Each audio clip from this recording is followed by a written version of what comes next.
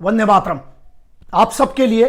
एक कमाल की खबर है और वो ये है कि जितने भी लोग हिंदुस्तानी फौज की इज्जत करते हैं और जितने भी लोग हैं जो Indian armed forces, paramilitary forces की और यूनिफॉर्म की और नेशनल एम्बलम्स की बहुत इज्जत करते हैं, उनके लिए बड़ी अच्छी खबर है कि जो वेब सीरीज वाला सर्कस चला था, आप सबको पता होगा जो सर्कस चला था, और उसके बाद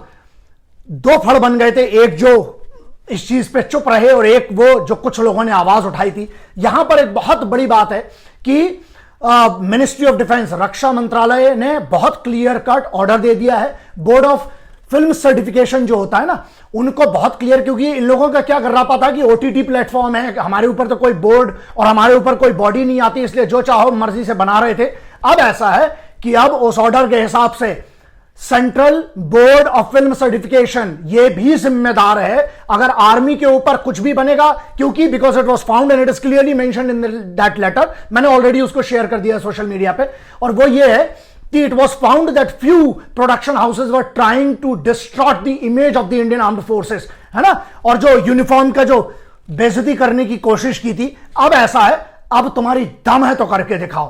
क्योंकि यहां मैटर ये नहीं है सिर्फ कि एक लेटर, अब लेटर ये है कि अब तो बोर्ड इन्वॉल्व है, तो इसमें बोर्ड भी उतना ही जिम्मेदार होगा जितना प्रोडक्शन हाउस, और ये वेब सीरीज पे भी लागू होगा, हर चीज पे लागू होगा। तो यहां ये है कि जितने लोगों ने बड़ी कोशिश की थी ना कि फौज की जो तुम